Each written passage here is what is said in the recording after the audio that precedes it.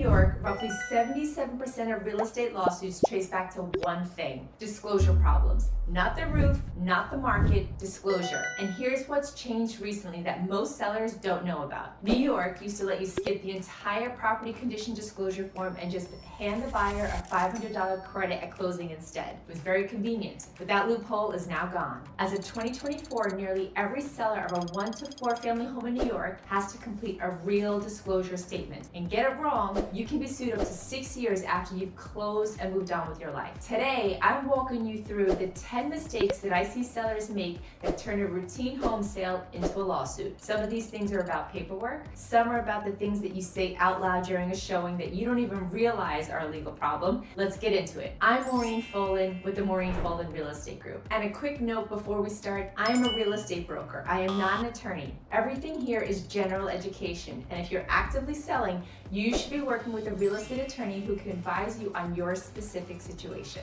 Mistake number 1, treating the disclosure form as a formality. For about 20 years, the standard move in New York was simple: skip the property condition disclosure statement entirely, hand the buyer a $500 credit at closing, and never worry about the form. But that option is now gone. Effective 2024, New York amended the Property Condition Disclosure Act to eliminate that $500 credit shortcut. Now, sellers of virtually every 1 to 4 family home in the state have to complete and deliver an actual disclosure statement with more than 50 questions covering everything from structural issues to environmental hazards. The mistake I see constantly: sellers treat this form like paperwork to rush through at the closing table when it's actually a sworn legal statement. You're certifying under your signature that your answers are true and complete to your actual knowledge. Rushing through it, guessing at answers, or letting your agent fill it out for you without careful review is a mistake number 1, and it sets up every other mistake on this list. Hey, I wanted to share something for free. I prepared a home seller preparation checklist for residents of Queens and Long Island.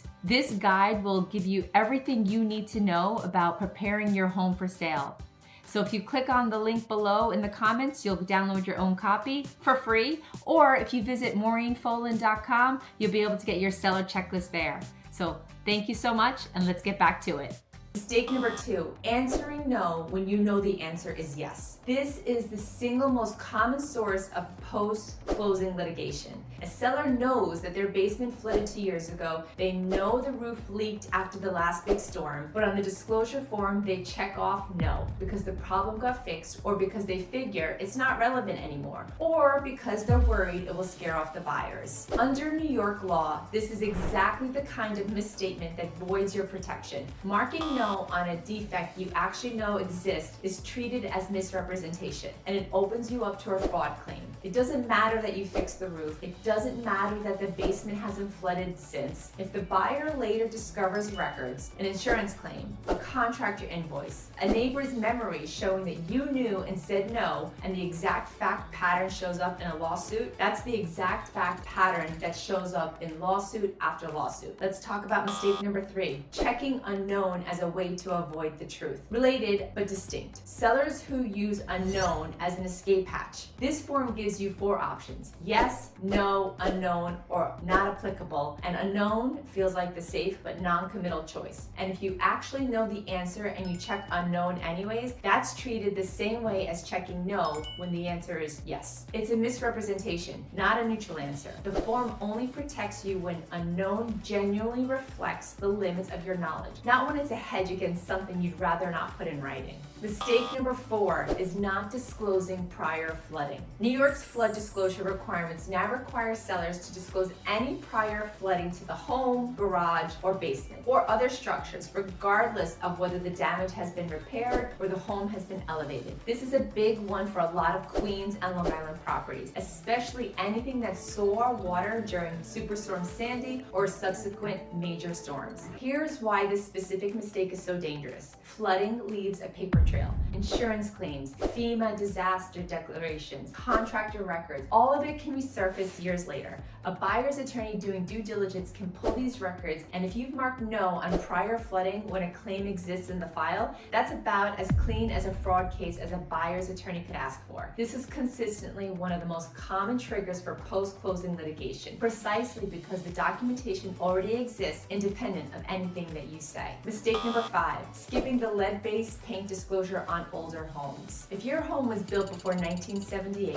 federal law, separate from New York's disclosure form, requires you to provide an EPA-approved lead hazard pamphlet, including a specific lead warning statement in the purchase contract, and disclose any known lead-based paint on the property. This is a federal requirement, the Lead-Based Paint Hazard Reduction Act, which applies to you regardless of what state you're in. I bring this up because a huge share of Queens housing stock predates 1978. This isn't an edge case for us. It's the norm. Sellers sometimes assume that because they never tested for lead-based paint, they have nothing to disclose. But the obligation is about known information and providing the required pamphlet and warning language. Skipping that step entirely rather than actually testing is the mistake. And it's one that is easily overlooked because it lives outside the main disclosure form. Mistake number 6, hiding unpermitted work or open violations. This one comes up constantly in Queens, where finished basements, converted garages, and extra units are common and not always permitted. Sellers sometimes assume that the work has been in place for years without any issue. It's not something that they need to disclose. That's a mistake. Open Department of Building violations, unpermitted structural changes, and illegal occupancy issues are all things a buyer's attorney and title companies can and will uncover during due diligence, often before closing, but sometimes only after. If a buyer closes on a property believing a basement apartment or a converted garage is legal and later discovers it was never permitted, that's a direct hit to the property's value and legality, and a very common basis for a claim that the seller knew and failed to disclose. The safest path is always resolving what you can before listing and disclosing honestly when you can't. Mistake number 7, failing to update the disclosure if something has changed. Here's a mistake that happens even to sellers who did everything right at first. New York law requires that if you acquire knowledge that makes your original statement materially inaccurate, say the water heater fails after you've already delivered the form but before closing, you're required to deliver a revised disclosure statement to the buyer as soon as practical. Sellers often think the disclosure form as a one-time task completed and filed away, but if something changes between delivering that form and the actual closing, the obligation update, it doesn't go away. Forgetting to circle back and amend the disclosure when new information comes to light, even information that surfaces during your final walkthrough prep, is a mistake that could undo the protection the original accurate form would have given you. Let's talk about mistake number 8. Saying something out loud that contradicts the paperwork. This is the mistake I probably see most often in practice, and it rarely feels like a legal risk in the moment. A seller is in the kitchen during a showing and a buyer asks a casual question. Any issues with water in the basement? And the seller, trying to be reassuring, says something like, "Oh no, that's all been fine for years," even though the disclosure form upstairs says something more careful and qualified. Verbal statements matter. If a seller makes a verbal representation during a showing or a negotiation that directly contradicts what's on that written disclosure or goes further than what's on the actual truth, that verbal statement can become part of a buyer's claim later. It doesn't erase the written form, but it adds another thread a buyer's attorney can pull on. The safest approach is to let your disclosure statement do all the talking, and if a buyer asks a direct question during showing, redirect them to the written disclosure rather than freelancing an answer at the moment, or refer them to your agent to handle all questions. Mistake number 9, assuming an as-is sale means no disclosure obligations. I hear this one from sellers all the time. We're selling as is, so I don't need to worry about the disclosure form. That's a significant misunderstanding of how as is actually works in New York. As is clause addresses whether the seller will make repairs or credits the issues that the buyer discovers. It does not eliminate the legal obligation to complete and deliver an honest disclosure statement, and it does not protect a seller who actively concealed a known defect. New York courts have long recognized that a seller who actively conceals a defect, meaning that they knew about it and took steps that interfered with the buyer's ability to discover it, can be held liable regardless of an as-is clause. As-is protects you from claims about defects you disclosed